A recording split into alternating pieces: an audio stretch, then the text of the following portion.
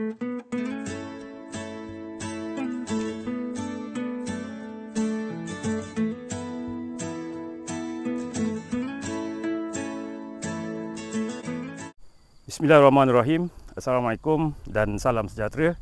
Kembali ke Tok Alang Channel. Apa khabar semua? Satu lagi perkongsian kita pada pagi ni. Alhamdulillah ya, kita telah dapat bersama-sama dengan agak lama. Hari ni perkongsian yang seperti biasalah. Video saya ataupun Tok Alang Channel punya video ialah satu tajuk je. Kita tak akan tunjuk banyak-banyak tajuk sebab kita nak memudahkan. Satu ialah dokumentasi saya, yang kedua ialah kefahaman di antara kita, sahabat-sahabat Tok Alang Channel. Kepada sahabat-sahabat saya daripada Indonesia, Singapura, Brunei dan juga saya ingat serata dunia ada tengok ni, yang terutamanya penonton-penonton yang berbahasa Melayu lah. Mungkin kawan-kawan kita yang bekerja sebagai expatriate di luar negara dan juga penonton Tok Alang Channel daripada dalam negara kita sendiri, Malaysia. Terima kasih saya ucapkan kerana sentiasa menyokong channel saya ini. Channel yang sangat mudah, yang sangat simple. Okey. Perkongsian kita pada kali ini. Sebelum itu, jangan lupa tekan butang subscribe dan juga loceng notifikasi. Dan kalau suka video ni, like sebagai tanda sokongan kepada kami yang membuat kerja ni. Tengah panas ni, kesian saya. Panas-panas, like sekali. Okey. Saya nak berkongsi sebab sebenarnya ini lebih kurang kepada menjawab soalan ya. Sebab dalam banyak video saya pernah sebut benda ni, tapi tidak secara khusus. Jadi sebab ada persoalan, kita buat ni sebagai menjawab soalan, iaitu bagaimana kita urus kanopi pokok. Jadi saya akan tunjuk 3 pokok hari ni ya, bagaimana saya urus di bawah kanopi pokok. Ini penting kepada kita penanam durian supaya tanah di bawah pokok kita tu sesuai untuk pertumbuhan pokok durian kita. Yang di depan saya ni, ini ialah pokok D101. Okey, D101. Bukannya IOI. D101 Bangkok T16. IOI ialah D168 Hajar Asmah ya. Jangan salah. Penjual buah banyak dia bertukar tu sebab mungkin penulisan tulisan IOI itu dengan 101 dia buat huruf besar jadi IOI. Jadi berlaku kesalahfahaman. Pokok ini kecil ya. Jadi, cara saya mengurus tanah di bawah pokok ialah kita gemburkan. Saya akan bagi tahu selepas ini, selepas saya tunjuk pokok yang ketiga ya, kenapa kita buat pengurusannya sebegini, rasional di sebaliknya. Okey, bila kita tanam, bila pokok kita dah berumur macam ni lah, katalah 5 bulan, 6 bulan kan, pokok dah naik macam ni, so kita gemburkan tanah, kita naikkan kan biasanya. Cuma elakkan daripada kita menutup tanah ke atas umbi dia ya, batang dia, sebab pokok dia panggil akan, istilahnya akan lemas.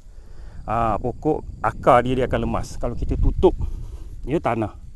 Yang ini ialah sistem mulching ya. Kita buat mulching, maknanya saya mesin rumput, saya tutup tanah ni ya, untuk menjadikan bila dia reput nanti kita siram dengan EM, dengan kulat trico dan sebagainya kan, dia akan menjadi baja kompos yang baik untuk tanah lah. Jadi ini tanah kita naikkan, kita gemburkan di atas. Ini kalau pokok, saiz pokok sebesar ini, beginilah dia ada longkang keliling. Saya akan beritahu rasionalis sekejap lagi ya. Saya nak tunjukkan 3 saiz. Ini saiz yang kecil. Selain daripada saiz kita boleh tanam lah ya. Jom kita pergi ke pokok saiz sederhana. Ini pokok besar sederhana, sama juga D101. Dia umur dia sebenarnya sama. Bukan pokok tu pokok kecil ya. Disebabkan masa saya tanam pokok tu, daun dia tinggal 2 helai je. Ada masalah, kena angin patah, lepas tu ada serangan serangga dan sebagainya. Saya gunting-gunting tinggal 2 helai daun. Saya bela-bela buat uji kaji, jadi besar tu. Sepatutnya besar ni. Okey. Ini yang besar sederhana. Selepas katalah kita besar kecil tu kan, kita sampai sini je dia punya macam bonggol dia ni lah macam busuk kecil dia ni. Kita gemburkan tanah, kita naikkan. Jadi saya buat macam ni biasanya 2 kali setahun. Semasa saya baja organik baja organik saya suka kambus. Saya kambuskan balik. Jadi sentiasa dia punya kanopi menjadi semakin luas dan dia akan jadi macam satu longkang kecil kat keliling. Ini yang besar sederhana. Seperti biasa ya, kat bawah ni sebenarnya saya tak tambung tanah pun kita tak bubuh tanah pun. Kita hanya dekat luar ni je. Sebab kita tak nak akar jadi lemas, umbi jadi lemas. Itu yang banyak berlaku pada kawan-kawan kita, sebab bila dia tanam biasa, orang kata kenapa tak buat busut, kenapa tak buat busut. Perkataan busut ni sekarang ni kadang-kadang menjadi macam satu kewajipan pula. Kalau tuan-tuan tanam atas bukit, tak perlu dah busut.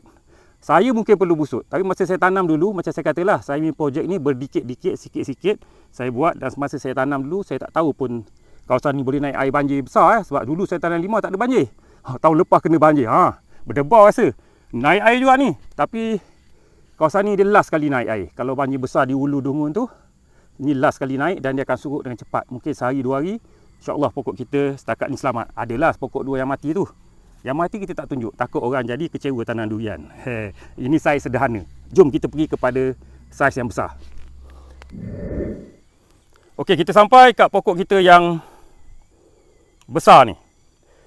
Ada beberapa pokok dia. Saya suka juga buat contoh ni, yang kat sana, yang kat sini. Yang ini ialah pokok puang mani ya, iaitu pokok telur buaya. Dia daripada Thailand juga, benih asal Thailand ni, iaitu puang mani. Jadi ini kita anggap yang besar lah. Okey, yang besar. Di mana kalau tuan-tuan tengok ya, kita dah buat dah sistem mulching ni. Tanah di sinilah. Kalau kita tengok memang basah. Tanah basah kan. Ini salah satu cara kalau kita tidak ada sistem pengairan yang sempurna. Okey. Sebab apa kita kena buat? Bukan kena buat lah, maknanya kalau tuan-tuan buat tu cantik. Yang pertama, bila kita buat macam ni, kita kena tahu sistem akar durian ya. Akar durian ni, pokok dia naik besar macam mana pun, dia duduk dekat atas lebih kurang dalam sekaki. Paling dalam pun mungkin 2 kaki akar rambut dia yang pergi tu kan. Bukan saya kaji, mengikut kajian, mengikut keterangan pakar-pakar. Saya hanya baca, saya belajar dengan orang, saya tanya dan kita aplikasikan dalam kebun kita sikit-sikit. Sekarang ni kita kongsi supaya tuan-tuan tak payah kaji dah, saya tolong kaji. Okey, jadi akar durian mengikut kata pakar lah ya. Dan kita pun tengok pokok durian yang besar-besar, akar dia duduk dekat atas ya.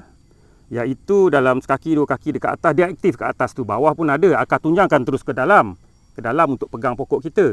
Tapi akar rambut yang keluar tu, yang makan biasa sekaki 2 kaki di atas permukaan tanah, sebab sekaki 2 kaki itulah tempat mikrob, tempat kompos, tempat organik ya. Bahan-bahan organik duduk berkumpul. Sekaki 2 kaki atas tanah. Jadi akar kita aktif dekat atas. Jadi untuk membolehkan pokok membesar dengan baik, terutamanya macam tanah saya ni, kalau dia kering, dia keras ya, tanah liat. Ramai orang tak nasihat saya tanam ni, sebenarnya dia kata tak sesuai untuk durian dan sebagainya. Tapi itu je tanah yang kita ada kan. Ini je tanah kita ada. Kita tanam je lah. Okey.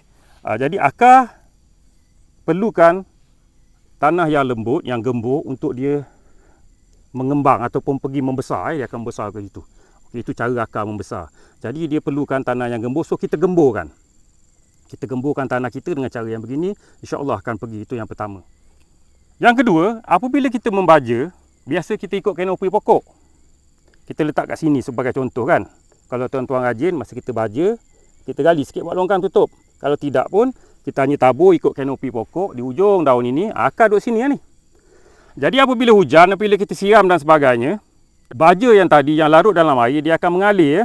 Dia akan terus, dia akan mengalir ke dalam tanah dan akhirnya akan keluar. Dan kalau kita ada longkang kecil macam ni, baja dia tak akan pergi jauh. Dia akan duduk dalam longkang macam ni juga. Ikut teori dia lah, idea dia macam tu. Dia tak akan melompat sini dah. Jadi duduk dalam ni, dia akan serap dalam ni, dia akan main kat tepi ni je. Jadi kita tidak membazir baja kita. Nampak kan logik dia kat situ. Itu 2 benda yang utama lah. Okey, yang ketiga, bila kita buat mulching macam ni, kita dapat kawal. Kawal kita punya kanopi pokok kita supaya sentiasa ada bahan-bahan organik yang akan dapat membantu dipanggil kita nak menggeburkan tanah supaya tanah kita sentiasa lembap dan sebagainya lah, penuh dengan bahan-bahan organik yang sesuai dengan pokok kita.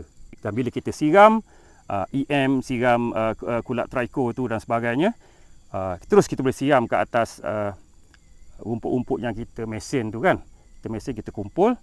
Jadi tanah bawah kita ni akan menjadi sangat cantik, sangat gembur. Dan yang keempat, tanah seperti saya ni, bila hujan turun, dia agak lambat sikit nak mengalir. Dia akan turun, kalau kering dia akan kering betul. Bila hujan turun, dia terus meresap ke dalam bumi, ikut rekahan-rekahan lah, dia merekah sikit. Jadi tapi bila dah keadaan lembap begini, kita bimbang dia akan bertakung dekat perdu. Jadi bila hujan turun, dia jatuh kat kanopi sini kan, pokok sini, dan dia akan mengalir, dia akan duduk dekat dalam longkang kita. Dan dia akan serap dalam itu dan air akan pergi ke, air tak akan pergi jauh. Saya beritahu kan, saya tak ada sistem pengairan lagi. Kita tak ada sistem. So lepas ini kalau kita ada sprinkler ke, kita ada sistem titisan ke, kita akan letak dekat ujung sini. Jadi dia akan terkawal lah pengaliran air. Jadi bila kita sentiasa kita baja ataupun sentiasa kita gemburkan tanah kita, makin lama makin besar lah. Makin lama makin besar. Kalau pokok yang setinggi ini, saya ambil masa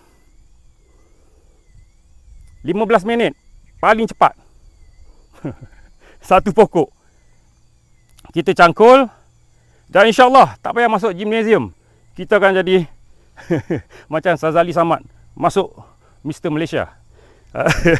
Kita cukup 15 minit. Saya ingat pokok besar ni 15 minit. Pure punya apa tu penat. Tapi kita anggap exercise, jadi kita suka. Pokok kita sayang. Siapa tak sayang pokok bila jadi macam ni kan. Tuan-tuan tengok video saya pada mula dulu, pokok ni kecil je kan. 4 kebaikan dia saya dah bagi tahu tadi. Dan insyaAllah lah, kalau siapa-siapa yang tanam sepokok, 2 pokok, jadi tuan-tuan tidak ada alasan untuk jadi pemalas. Kalau malas, saya tak nak kawan. Kalau ada 2 pokok tanam belakang rumah, pokok mesti kena cantik. Saya tanam 100 pokok dengan isteri saya je. Bukan petani sepenuh masa ya. Kebun saya 40 km daripada rumah. Kalau saya boleh buat, tuan-tuan boleh buat. Yakin. Tak kira apa pekerjaan kita. Kita petani sepenuh masa ni, separuh masa ni, kita berusaha sungguh-sungguh, insya-Allah. Kita suka-suka. Okey. Jadi ini pokok puang mani kita. Pokok telur buaya.